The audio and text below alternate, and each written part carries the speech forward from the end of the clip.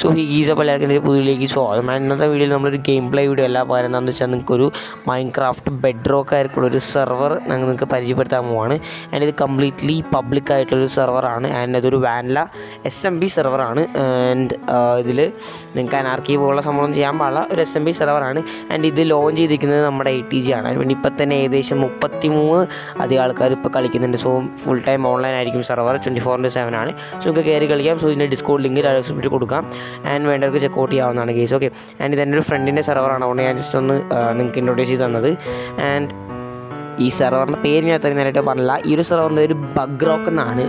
Bug rock നിങ്ങൾക്ക് എല്ലാവർക്കും അറിയാമല്ലോ, ബെഡ് റോക്കിൻ്റെ വേറൊരു ആസ്ഥാന നെയിമാണ് ബഗ് റോക്ക്.